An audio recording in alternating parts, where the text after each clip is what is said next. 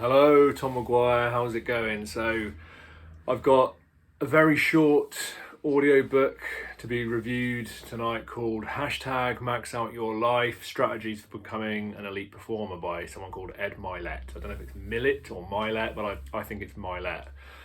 I've only really just discovered this guy, and as any of you know who follow this channel, I do book reviews, but it's largely around personal development. I'm passionate about personal development. I have my own business. I'm a social care consultant, but I also do a lot of life coaching as well. I want to leave these kind of videos to my kids so they can look at some of the books that I've read kind of on my personal development journey. And I basically want to try and get the best from the world of personal development to try and give to you, to try and get that advice across. I'm really quite passionate about personal development. I think that we miss out very much in school and kind of quite often when we're growing up.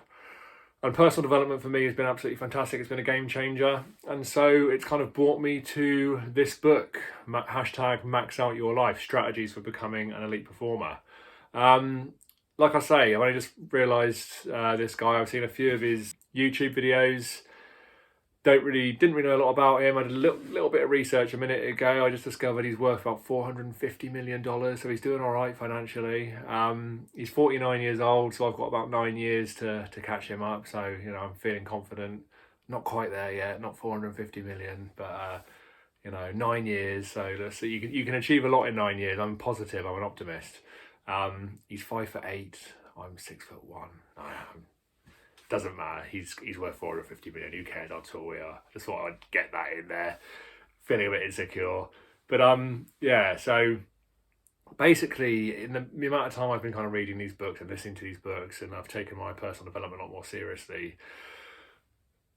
I listen to these kind of books or I read these kind of books, and they kind of serve as a really good reminder for things, like a real good kind of summary. But this one kind of is a little bit more than that, I think. But I just find listening to this kind of book just a real kind of motivator. It reminds me of the stuff that I've learned so far. There was so much in this book that I kind of thought back. I'm someone who's read kind of hundreds of personal development and non-fiction books over the years, and a lot of it you do tend to kind of, you don't necessarily forget, but you might let go of a little bit. And read and listening to this book, it just reminds me. So he talks about things like his morning routine. So as soon as he gets up in the morning, hydrating, drinking a load of water. I do that. Exercise obviously is something he's really into. He's quite a large bodybuilder. He's 5'8", and he's about 90 kilos. So I said I'm 6'1", I'm about 95 kilos. So yeah, he's a pretty big guy, really, particularly for his height. So he's very much into his muscle building, which isn't necessarily something I'm 100% kind of keen on. I like to see a bit of all-round fitness, a bit of sport in there as well. But he's very successful, so is what it is. But he talks about the reticular activating system, which is something that's always coming into personal development. So the idea that, and they always use the same example, which is a little bit annoying. They always talk about how when you buy a new car, you look around on the road and suddenly you see versions of them everywhere, whereas before you wouldn't have noticed necessarily. It's because your mind is thinking about it that it actually then picks up on that. So if you're thinking, the idea is if you're thinking about success all the time, if you're thinking about how to be creative, or you're thinking about how to be financially more savvy potentially, then you're far more likely to, your brain is far more likely to pick up on information around you that's going to help you with that. Your interest, the interest in your mind is kind of sparked, and you're going to be more receptive to what's going on. You're more likely to pick up on that, and that's a really powerful tool. He says that's one of the most powerful tools that you can use, and I don't think he's far wrong with that at all. He talks about doing the work first to get motivated. He says, forget being motivated, just do the work and then you'll become motivated. Again, it's something that people don't like to hear very much, but it's very, very true. Get the work done. You'll start to feel so much better about yourself. You'll get those endorphins, those hormones working, and you will feel far more motivated, far more likely to want to carry on and do more. It's just to use habits and rituals at the same time. Again, don't wait to be motivated. Get yourself into positive habits. Get these habits going so that you're used to it. You're doing these things, and the motivation will come. And that just completely speaks true to me. I remember when I started my personal development quite seriously, sort of about 4 years ago.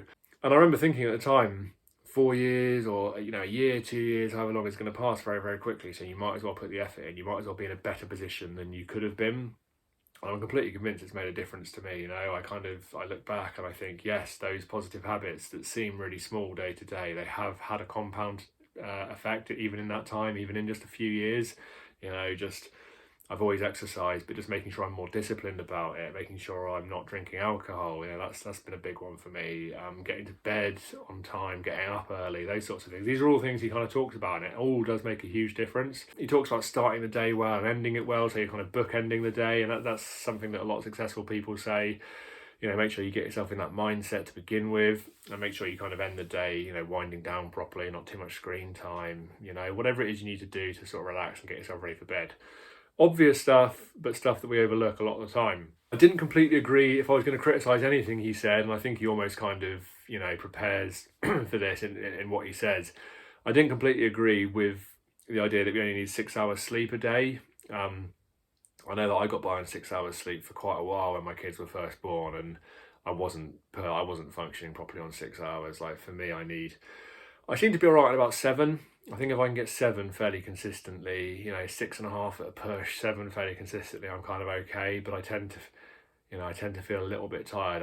In an ideal world, I'd probably try and get a sort of 7.5. I think, really.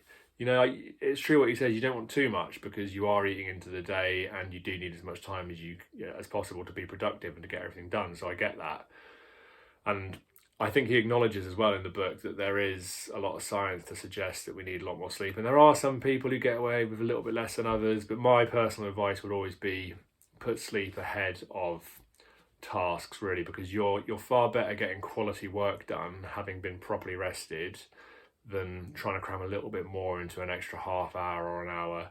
He might disagree. He's worth 450 million. I'm not. But to be fair, I'm pretty happy. I can see myself to be pretty successful. I've got a pretty decent life. So you choose who you take the advice from. He's got about 500,000 subscribers. I've got about 260 or something. So, whatever. But yeah, it's very interesting anyway. What else does he say? Oh, yeah. Something else he says that's really interesting. Small wins can cause you to take your foot off the gas. That's absolutely true. So many people, though, will start to be successful in business, in work, exercise, whatever it is.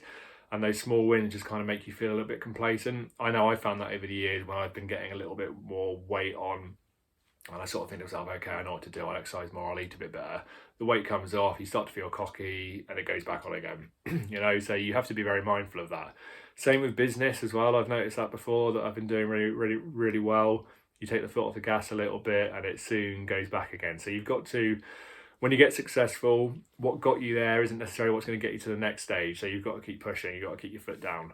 He always talks about being the very best version of himself. He talks quite spiritually and kind of religiously as well, which was quite interesting. Some people might be put off by that. I wasn't necessarily. I think that's his opinion. That's fine. But he says that he wants to meet the best, but he wants to be in a situation where he meets the very best version of himself. And, he wants to know that he kind of got there having given everything and done the absolute best he can, basically.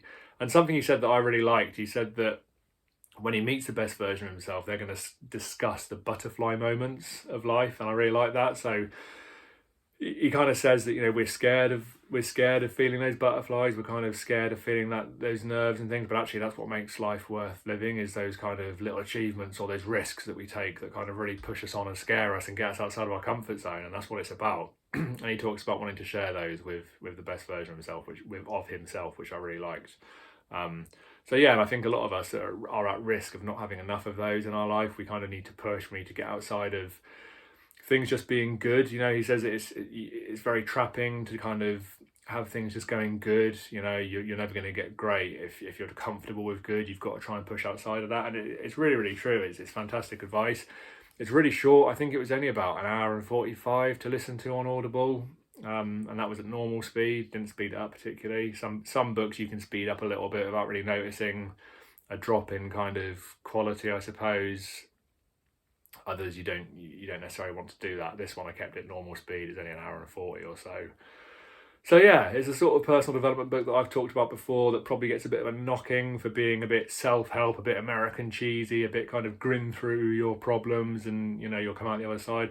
But I do think that there are some people these books really benefit, and there's no harm in that. So for some people, this sort of self-help is absolutely spot on. For me, it works really well, like I say, because it reminds me of some of the great books that I've read, some of the great people I've listened to and learnt from over the years. These aren't new techniques, they are those old school sort of techniques, but the way he puts it across is really motivating, it's really inspiring.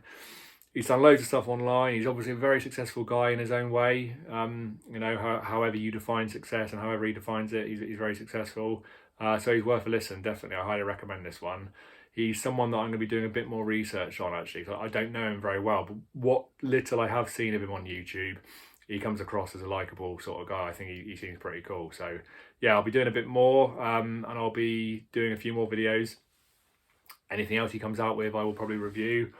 I've got loads of books at the minute. I'm a little bit behind. It's a Monday. I normally do these on the weekend, but I've got so many that I've read and listened to that I haven't reviewed yet. So I will do my best to catch up. Please keep liking and subscribing. Really appreciate it. Keep pushing, keep developing, keep improving yourself, and I look forward to speaking again soon. Cheers.